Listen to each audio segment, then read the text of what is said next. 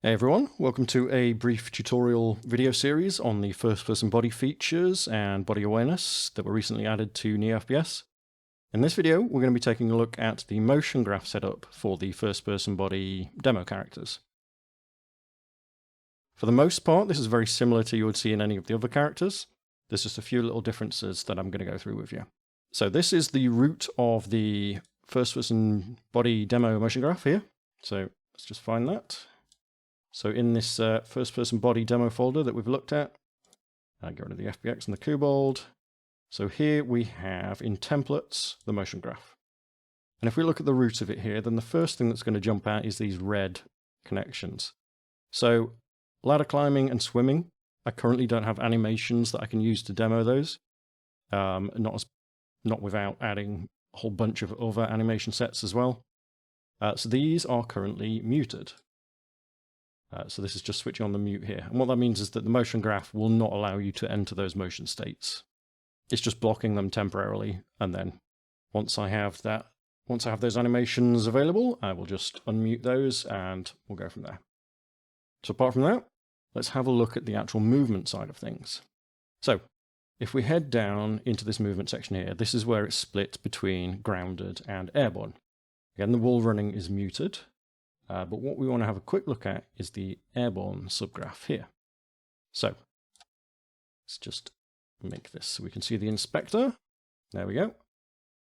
So if we look inside it, we have the different falling movement states. So airborne falling for falling crouch, falling sprint, and falling normal. This is just as you would get with the regular motion graphs. There's literally not a single difference here.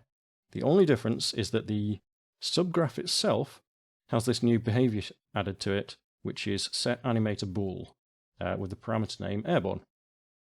So super simple. All this does is it grabs the animator controller that's linked to in your character's motion controller, and it just sets a bool parameter called airborne when you enter this state, and then sets it to false when you exit the state. Then the animator controller itself just uses that boolean to switch between the different blend trees for the falling or the locomotion. So that is that simple.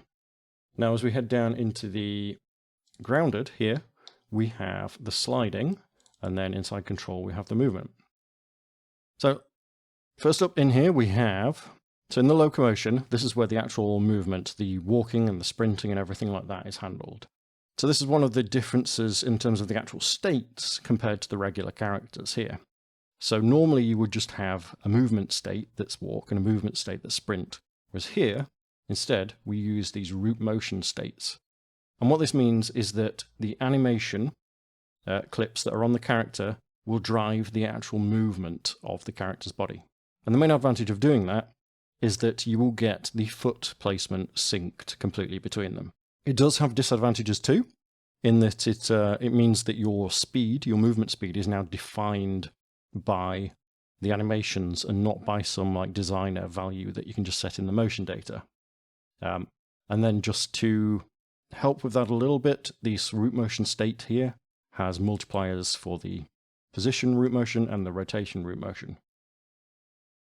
And then we have some damping as well that's just applied. Firstly to the input, so if you're tapping left and right really fast, it won't just immediately send those to the blend trees and cause all kinds of like animation glitching. And then to the actual result of the root motion, just in case your animation, for example, is heavily compressed or is very kind of shaky, say it's using motion capture or something like that, it will just, the actual character movement will just be damped out slightly, so it's just a little bit smoother. This also means that things like your weapon accuracy, which is affected by your movement, won't jitter back and forth, it will smoothly blend as you're running around and changing speed. Now, in the case of the sprinting here, we have a set animator bool, just as with the airborne. It says set sprinting to true on enter and to false on exit. The root motion walk, same thing here. We've got the blend times and all of that.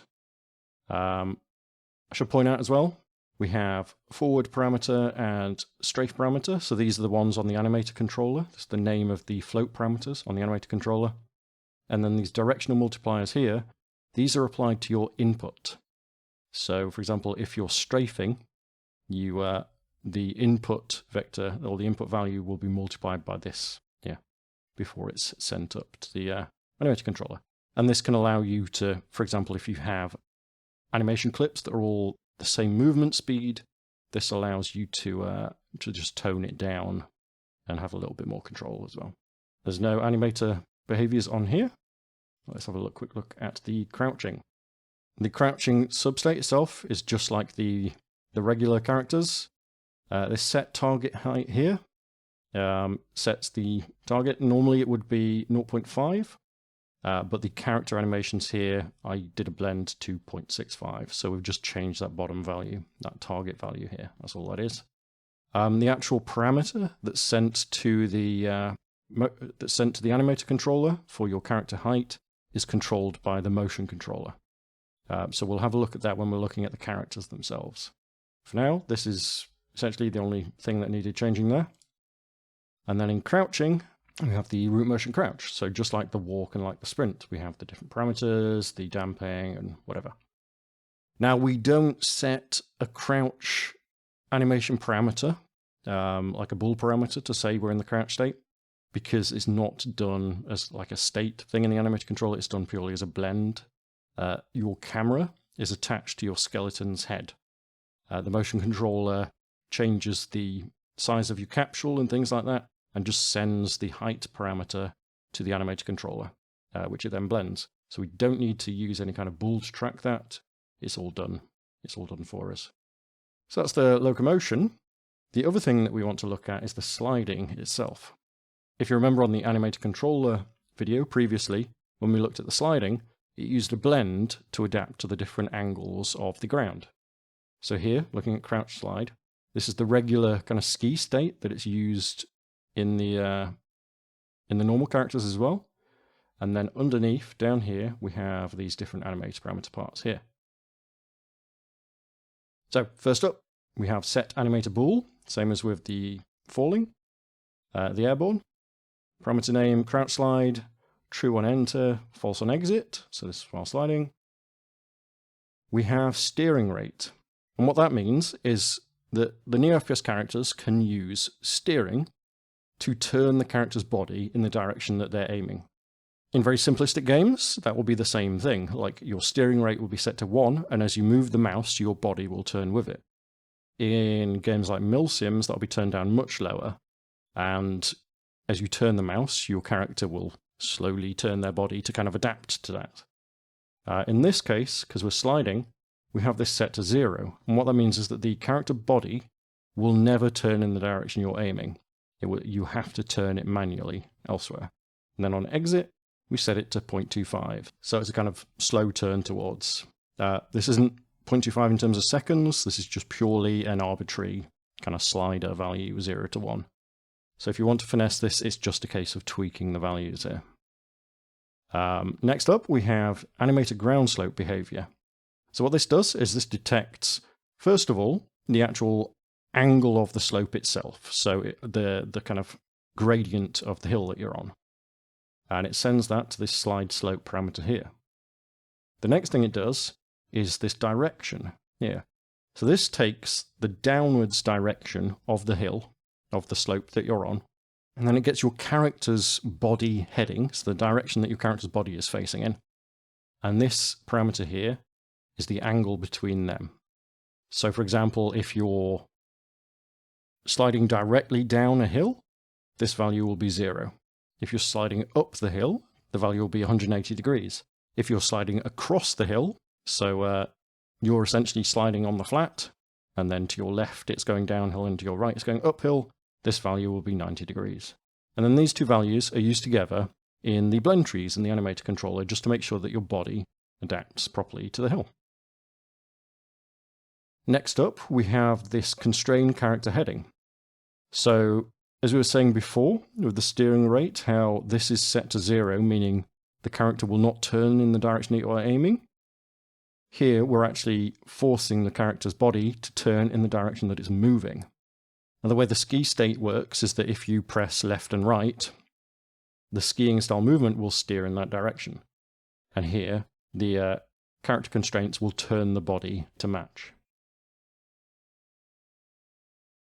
Angle range of 0 means we are completely locking it to that direction, not a kind of wedge shape that you could turn side to side a little bit either way. And then flipped is false, meaning that it's forwards and it's not reverse. Next up, we have a camera pitch constraint. And the reason for this is that we are preventing you from turning the camera in such a way that your head would just do crazy things. So here we have the minimum pitch, which is based on the ground slope. So you have different values here. So a value, a motion graph parameter, or the ground slope itself. And we're saying you can look down by 30 degrees compared to the ground slope, but no further than that. Maximum pitch is just a value of 89, so you can look pretty much straight up. And yeah, that just means that as you're sliding and your body is pushed out in front of you as you go, you're not going to be able to look down into your own neck and just completely break the concept of what is your body versus this thing that's just hanging from your camera. So anyway, that's the regular sliding. I hope that all made sense. If we go back up and then we go back out of controlled, we have the steep slides. This uses the steep slide state, obviously, just like it would with the regular characters. And this just handles your acceleration as you're sliding down these steep slopes. Same as with the sliding before, we have this animated ground slope. And the big difference here is that we're not interested in the direction of the slope. We are purely interested in the gradient.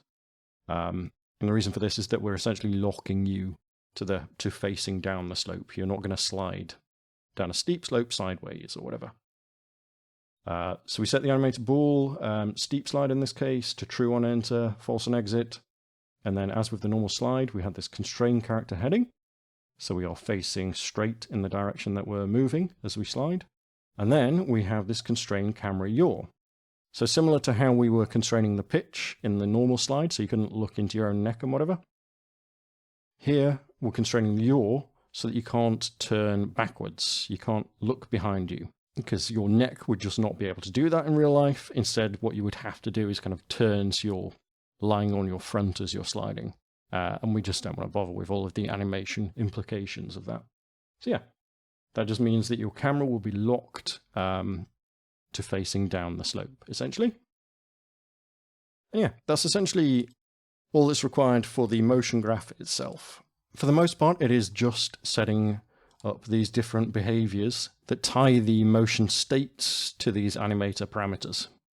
In certain situations, you're going to want to constrain the camera in different ways as well, just so you can't break the illusion of your character having this body by like turning your neck 360 degrees and things like that.